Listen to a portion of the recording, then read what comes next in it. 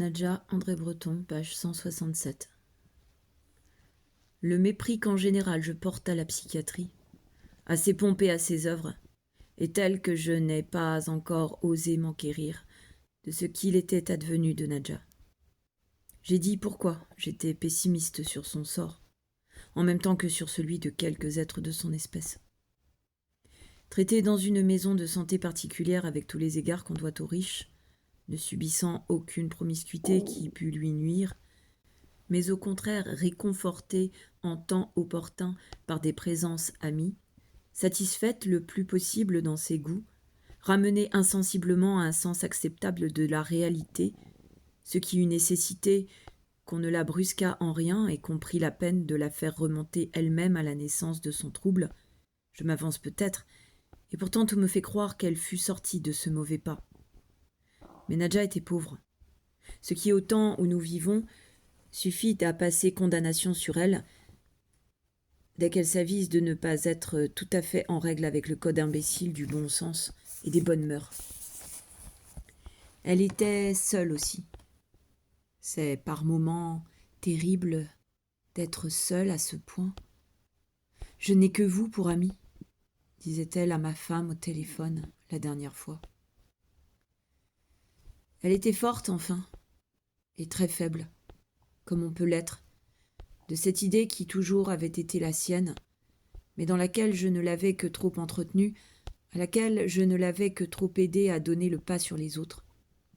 À savoir que la liberté, acquise ici-bas au prix de 1000 et des plus difficiles renoncements, demande à ce qu'on jouisse d'elle sans restriction dans le temps où elle est donnée, sans considération pragmatique d'aucune sorte, et cela parce que l'émancipation humaine, conçue en définitive sous sa forme révolutionnaire la plus simple, qui n'en est pas moins l'émancipation humaine à tous égards, entendons-nous bien, selon les moyens dont chacun dispose, demeure la seule cause qui soit digne de servir.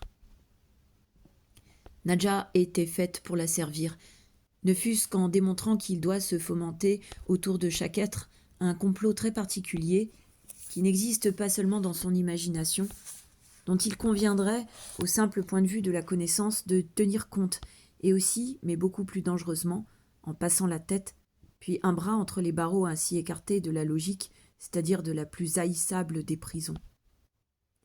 C'est dans la voie de cette dernière entreprise, peut-être, que j'eusse dû la retenir. Mais il m'eût fallu tout d'abord prendre conscience du péril qu'elle courait.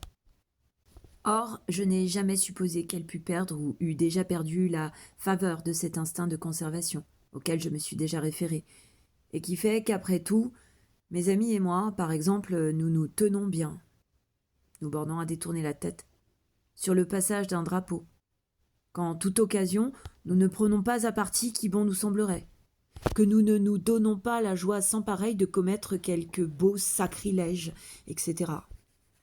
Même si cela ne fait pas honneur à mon discernement, j'avoue qu'il ne me paraissait pas exorbitant, entre autres choses, qu'il arrivât à Nadja de me communiquer un papier signé Henri Beck, dans lequel celui-ci lui donnait des conseils.